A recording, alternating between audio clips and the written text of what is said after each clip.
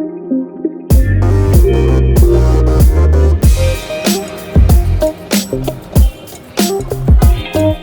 যেটা এখনই দেখলাম সেটার পুরোটাতেই স্পিড র্যাম্পিং ট্রানজিশন ব্যবহার করা হয়েছে। সো আজকে আমরা কথা বলবো হচ্ছে স্পিড র্যাম্পিং ট্রানজিশন নিয়ে।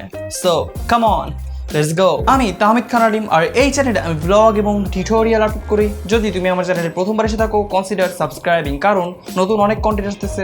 Now let's get into the tutorial. First কথা বলা যাক হচ্ছে টাইম রিম্যাপিং নিয়ে। তো টাইম রিম্যাপিং হচ্ছে ভিডিওকে ফাস্ট অথবা স্লো করার একটি ক্রাফট। হ্যাঁ, অফকোর্স স্পিড ডিউরেশন থেকেও তুমি ভিডিওকে ফাস্ট অথবা স্লো করতে পারবা, বাট সেই ক্ষেত্রে তোমার ক্লিপের স্পিডের উপর কমপ্লিট কন্ট্রোল থাকে না। তো সেই জন্য ক্লিপের স্পিডের উপর কমপ্লিট কন্ট্রোল পাওয়ার জন্য আমরা টাইম রিম্যাপিং অথবা স্পিড র্যাম্পিং ব্যবহার করে থাকি। এন্ড টাইম রিম্যাপিং ব্যবহার করে অনেক ধরনের ড্রামাটিক ইফেক্ট ক্রিয়েট করা যায়। তো এবার কথা বলা যাক হচ্ছে স্পিড র্যাম্পিং ট্রানজিশন নিয়ে। তো ট্রানজিশনে যা হয়, একটি ক্লিপের শেষের দিকে স্পিড র্যাম্প আপ হয় এন্ড একটি কাট হয়, এন্ড সেকেন্ড ক্লিপে শুরু থেকে স্পিড বেশি অবস্থায় থাকে এন্ড গ্র্যাজুয়ালি র্যাম্প ডাউন করে। আমি জানি এটা শুনতে অনেক কমপ্লিকেটেড লাগবে, বাট যখন আমরা প্রিমিয়ারে যাব বিষয়টা অনেক ইজি হয়ে যাবে। তো ট্রানজিশনটি ক্রিয়েট করার জন্য তোমাকে ক্লিপ 1 এন্ড ক্লিপ 2 এর, অর্থাৎ ট্রানজিশনের প্রথম ক্লিপ এবং সেকেন্ড ক্লিপের সেম স্ক্রিন মুভমেন্ট অথবা সেম সাবজেক্ট মুভমেন্ট রাখতে হবে। এন্ড প্ল্যান করে শুট করলে ট্রানজিশনের রেজাল্টটা অনেক ভালোভাবে পাওয়া যায়। সেম স্ক্রিন মুভমেন্ট বলতে বোঝানো হচ্ছে দুটো ক্লিপেরই সেম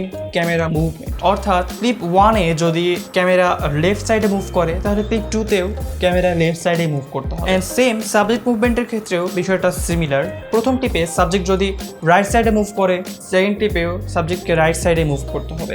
যদি same screen movement and camera movement থাকে তাহলে ট্রানজিশনটি অনেক স্মুথ এন্ড লেস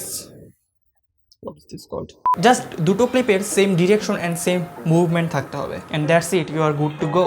এবার প্রিমিয়ারে যাওয়া যাক এবং তোমাদেরকে দেখানো হোক কিভাবে স্পিড র্যাম্পিং ট্রানজিশন ক্রিয়েট করতে হয়। আমাদের টাইম লাইনে দুইটা ক্লিপ আছে, দুটো ক্লিপকে জাস্ট লাগাই দিলে দেখতে বোরিং লাগবে অ্যান্ড জার্কি লাগবে। সো এই জন্য আমরা স্পিড র্যাম্পিং ট্রানজিশন ইউজ করব। সো ট্রানজিশনটি ক্রিয়েট করার জন্য তোমাকে টাইম লাইনের ভিডিও 1 ট্র্যাকটিকে একটু স্প্যান করে নাও অ্যান্ড জুম করে নাও, যাতে আমাদের কাজে একটু সুবিধা হয়। এবার দুটি ক্লিপেরই লেফট কর্নারে থাকা এফএক্স আইকনে ক্লিক করে টাইম রিম্যাপিং থেকে স্পিড সিলেক্ট করে নাও।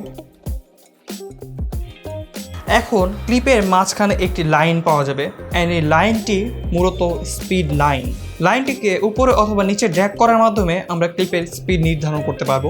নাও ট্রানজিশনটির প্রথম ক্লিপের শেষের দিকে, অর্থাৎ যেখানে ক্যামেরা মুভমেন্ট অথবা সাবজেক্টের মুভমেন্ট আছে, সেখানে একটি কিফ্রেম অ্যাড করব। কিফ্রেম অ্যাড করার জন্য তোমাকে যা করতে হবে, কিবোর্ডের পি বাটন চেপে পেন টুল সিলেক্ট করতে হবে, অ্যান্ড পেন টুল সিলেক্ট করে স্পিড লাইনের উপর যেখানে তুমি কিফ্রেম অ্যাড করতে চাও সেখানে একটি ক্লিক করতে হবে, অ্যান্ড ক্লিক করলে তুমি একটি কিফ্রেম দেখতে পারবা। এই কিফ্রেমটা মূলত স্পিড লাইনে দুটি সেপারেট অংশ ক্রিয়েট করে। একটি অংশ চেঞ্জ করলে অপর অংশের কোনো চেঞ্জ হবে না।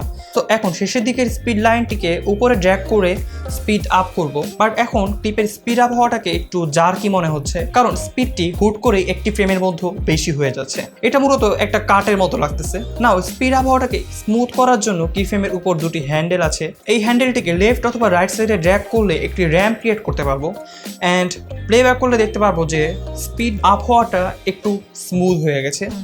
অ্যান্ড এটাকে আরও স্মুথ করা যাবে। র্যাম্পের মাঝে আরেকটি হ্যান্ডেল আছে, এই হ্যান্ডেলটির কান ধরে ড্র্যাগ করলে র্যাম্পটি আরও স্মুথ হয়ে যাবে। নাও সেকেন্ড ক্লিপে ঠিক একইভাবে, অর্থাৎ ফার্স্টের দিকে যেখানে সাবজেক্ট অথবা ক্যামেরা মুভমেন্ট আছে সেখানে একটি কিফ্রেম অ্যাড করতে হবে, স্পিড আপ করব, অ্যান্ড সেই কিফ্রেমটাকে স্মুথ করতে হবে র্যাম্প ক্রিয়েট করার মাধ্যমে। সো এইটাই বেসিক্যালি হচ্ছে স্পিড র্যাম্পিং ট্রানজিশন। এই ট্রানজিশনটাকে আরও স্মুথ করা যাবে মোশন ব্লার অ্যাড করার মাধ্যমে। সো মোশন ব্লার অ্যাড করার জন্য তোমাকে যা করতে হবে, একটি অ্যাডজাস্টমেন্ট লেয়ার ক্রিয়েট করো। এবার অ্যাডজাস্টমেন্ট লেয়ার ঠিক দুটো ক্লিপের কাটের মাঝখানে 2 নাম্বার ট্র্যাকে ড্রপ করো।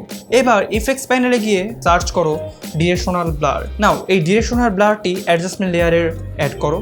এবার ক্যামেরা মুভমেন্ট যেদিকে হবে ব্লারের ডিরেকশনটা ওইদিকেই সেট করে নাও। সো ইন মাই কেস আমার ব্লার ডিরেকশন হচ্ছে 90 ডিগ্রি। যদি প্রয়োজন হয় ব্লার লেন্থকে অ্যানিমেটও করতে পারো।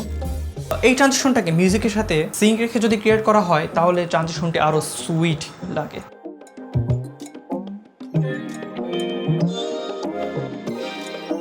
আউটডোর শ্যুট করতে ভুলে গেছি। সো এইটা আমার রুম, কোনো লাইটিং ছাড়া।